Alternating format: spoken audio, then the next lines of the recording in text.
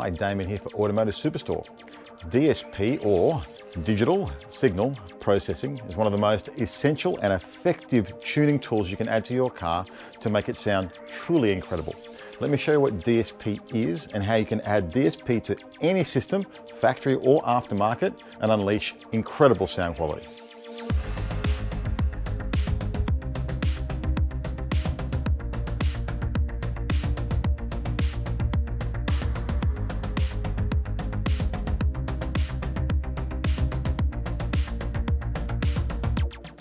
So DSP, it's really a tuning technology. It's tuning tools that are designed to manipulate the stereo music signal coming from your source before it gets to your speakers. Now you can get it either built into a source unit, an aftermarket high-end head unit of some kind. You can get it as a standalone processor like this, and it inserts between your source unit and your amplifiers, or you can integrate that into an amplifier and have a DSP equipped amplifier.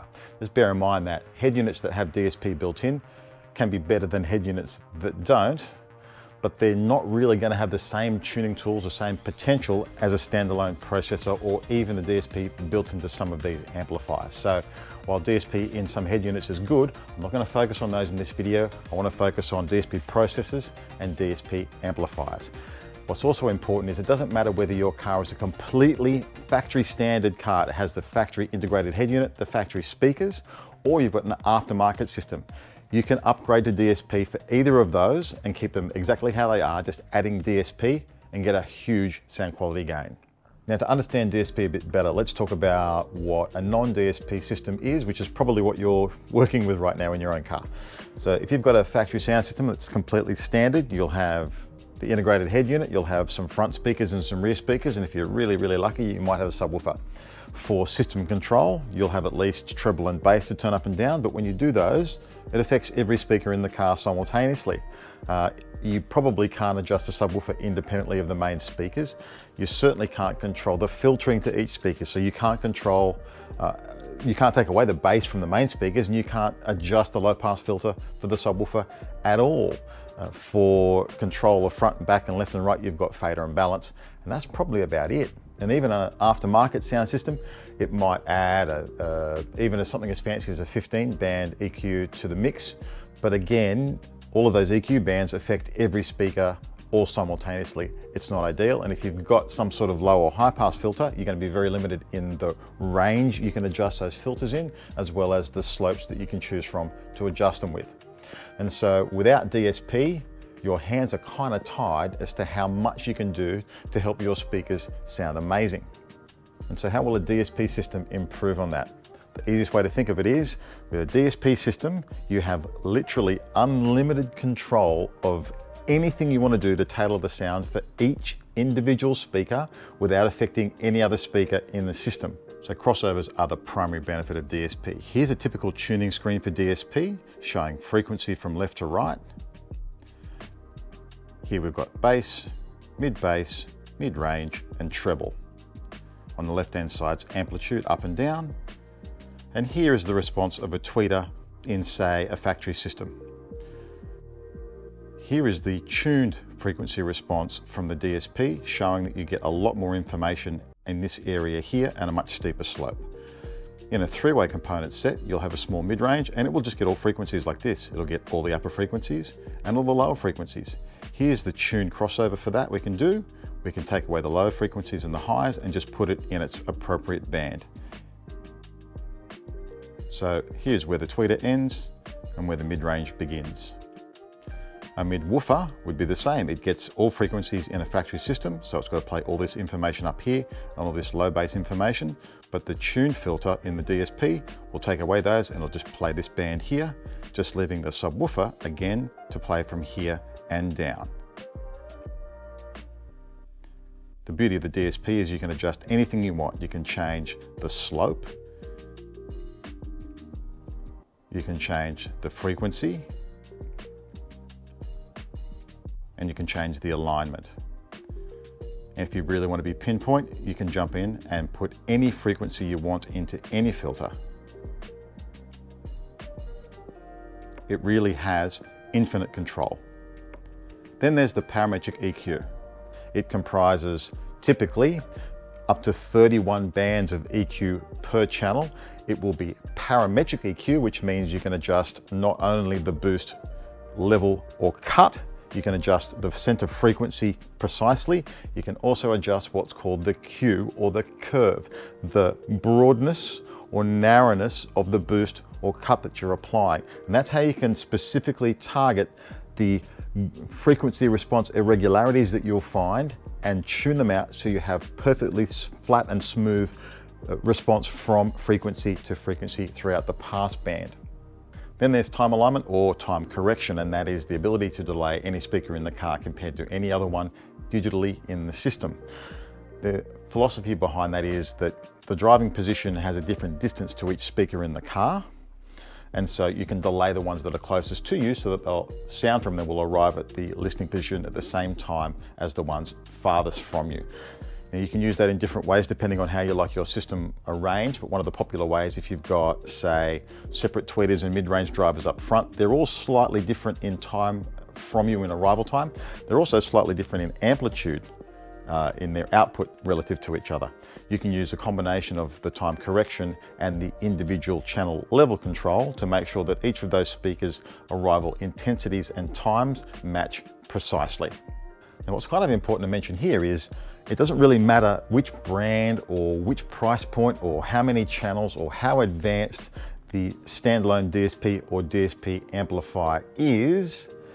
The basic tuning tools for crossovers, equalization, and time correction across all of them is pretty much identical. Like, they all pretty much do exactly the same excellent job. There's going to be one or two examples that might have a slightly different feature than another one, but effectively they're all kind of the same. And that's good news because it means no matter which one you choose, you can get a fantastic result. That also means that they're kind of future-proof. It means no matter which one you grab, even if it's just an entry-level one, there's no need to upgrade that. You can use that virtually forever unless you want to upgrade to, say, one that has high-res audio capability, or say one that's got more channels than the one you've chosen to begin with. This, you might just choose a 6-channel one, and maybe later on you want something that's 8 channels, 10 channels, or so on. And so they're all kind of future-proof.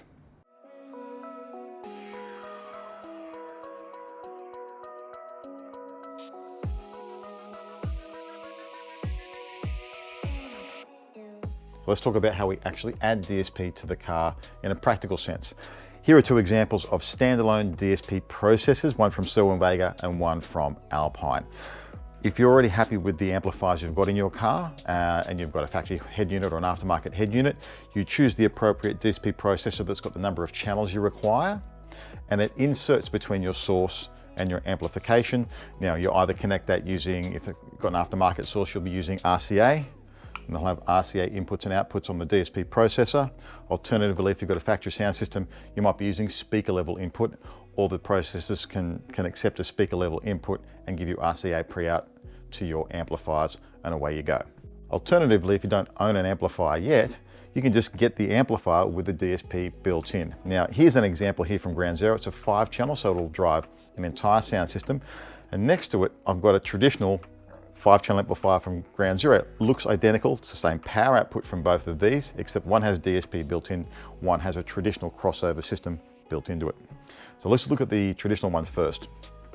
You'll see on the end, if you've ever set up an amplifier before, you've got all these little dials, and therefore setting up the high and low pass filters, the input sensitivity levels, any bass boost, things like that, phase adjustment, things like that, all done via these analog dials on the side. On the DSP version, there are no dials for you to adjust, but there is a USB port, and that's how all DSP processors and amplifiers work. They connect via a USB cable to a PC, and then once you've set it up and you've got it turned on, you go into the program, you plug it into your amplifier, your processor, and you do all of your tuning on the PC. Now, there are some units that can be controlled via a smartphone application. There are some units that can be controlled connected via Bluetooth, but they can all be controlled using USB to a laptop. Each one of the amplifiers and DSP processors has a different PC application that you'll download from their website. They all work effectively the same way. When you begin with, you just start going in there and you set up your inputs and outputs. You tell the processor, these are the inputs that are coming in, these are the outputs and where they're going to. You assign each of those channels to say, this one's a tweeter, this one's a mid-range, this one's a woofer, it's left, it's right, it's front, it's rear, for example. Then you set your crossover filtering. Then you can go in and adjust your independent levels to get your levels about right. Then there's the equalization system. A choice of graphic or parametric EQ is available on all of these systems. And here you can go in and choose the band you want to adjust. You can boost, you can cut, you can vary the width of the curve to your heart's content. And then you can also adjust your time correction. The other thing they do is they have something called input matrixing. That simply means it doesn't matter how many channels you've got in your system, really, you just need one stereo pair of music signal inputs to derive all the signal you need for, it doesn't matter how many channels, 12 channels, whatever. The input matrixing would allow you to have 6 channels of input if you decide to, or just 2 channels of input, and you can make sure that every output channel on the DSP or the amplifier has a music signal going to it.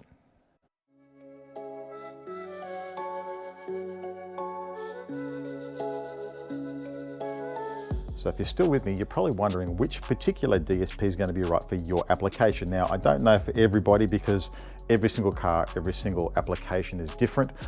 You're going to have to work out what your priorities are, and that'll help you choose the specific system that's going to be best for your application. Here we have 2 entry-level 6-channel DSP standalone processors. The first one's the CV DSP 66 from Vega. It's about the most affordable 6-channel DSP unit we offer. Speaker and RCA input, 6 channels of DSP. It also has Bluetooth via this antenna here. Now, Bluetooth is quite common on a lot of the units because it allows you to add Bluetooth as a separate source.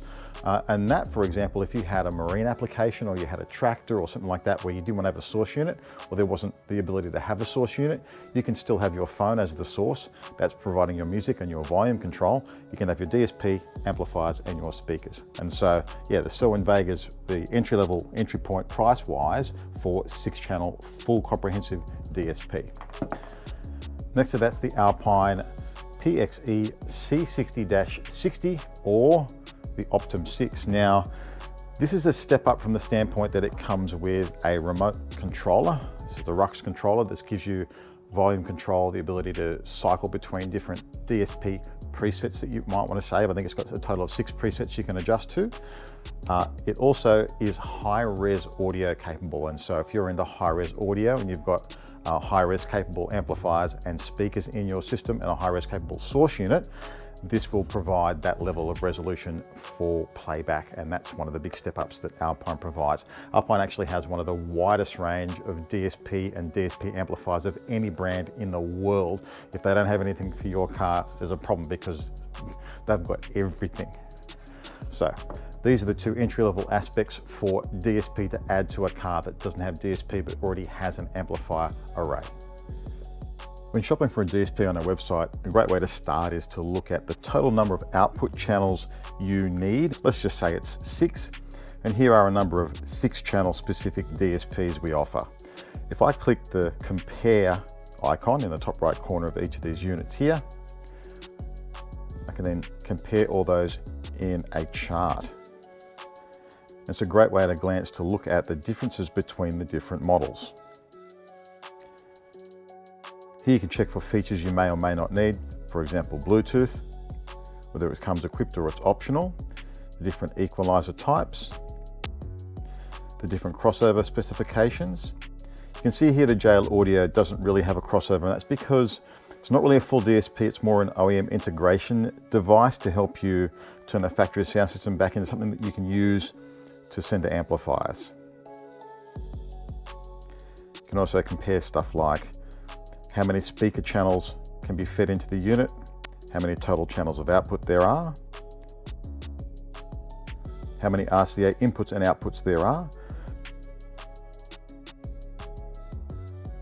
whether they've got a digital input, either optical or coaxial style. As an option, do you have app control as well as PC control? And then if they have an optional remote level controller for sub-level control or overall control. So a great way to compare all these different units at a glance.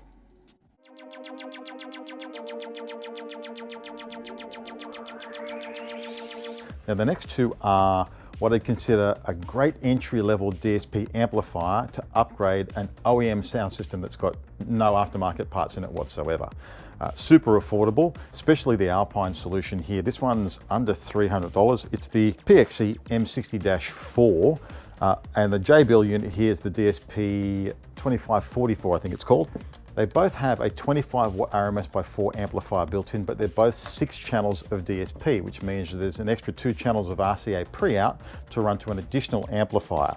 Now you might use a mono amplifier teamed with this and run a subwoofer with that and have that controlled from the RCA pre-out with all the DSP that comes with that. You could even run that 2 channel to a 4 channel amplifier with a parallel input switch, have 2 channels running either rear speakers or a subwoofer bridged off those, or a pair of mid-bass drivers and a subwoofer or something like that. So the expansion beyond either of these two by adding another amplifier to those is kind of infinite. You can do whatever you like, and it's a great way of upgrading a factory OEM sound system. The Alpine in particular is really good value. If you can have a look at our website on our YouTube channel, you'll find that on a specific video on how this is installed and a full run through of all of its features.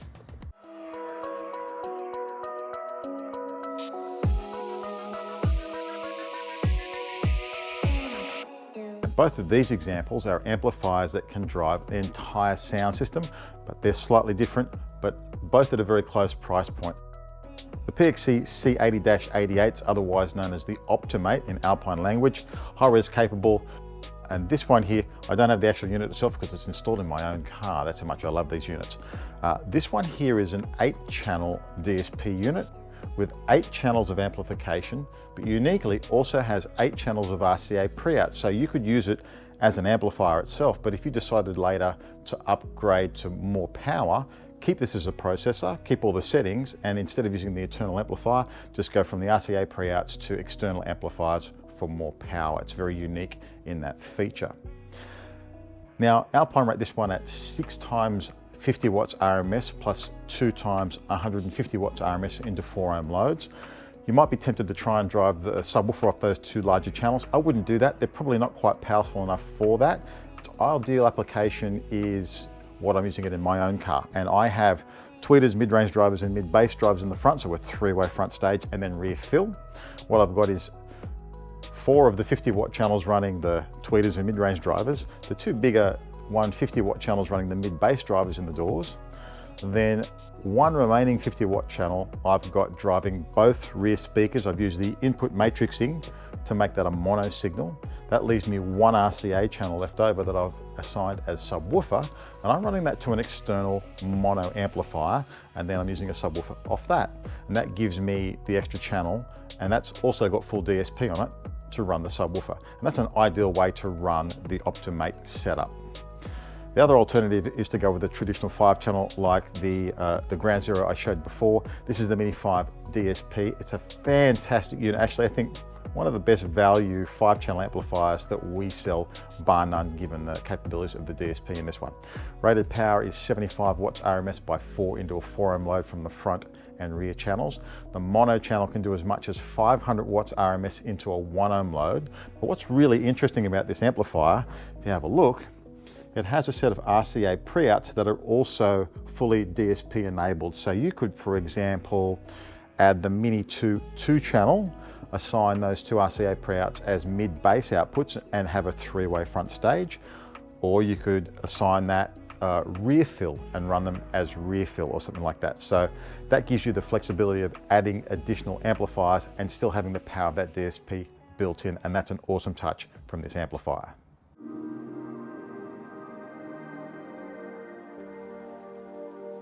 Now, as the price goes up in DSP amplifiers, you'll find that there'll be 8-channel, 10-channel, 12-channel, even 14-channel models on the market, and you won't find that in any other amplifier category. That's obviously because DSP amplifiers are designed to run an individual speaker from every single channel. They need many channels to run many speakers, and some cars can have as many as 14 speakers in them.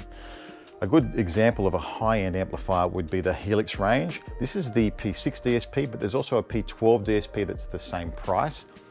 The processing is the same, the internal build quality is the same. The only difference being this one has the total power split into 6 channels, 6 by 120 at 4 ohms, whereas the P12 has 75 watts RMS by 12 at 4 ohms. This bike can also run at 2 ohms from 4 of the channels and make 230 watts RMS per channel. The other thing about the higher price models is they'll have higher build quality, they'll have specifications and measurements that will exceed those of lower price models, more likely to handle things like high-res music files and things like that. They'll also have options for, say, elaborate microphone systems to help with tuning, or they may even have automated tuning systems that allow you to tune it without having to own an RTA or have a great deal of knowledge in how to tune. And so even though the fundamental tuning capability of all DSP processors and amplifiers are kind of fundamentally the same, there is a benefit for buying a higher end model.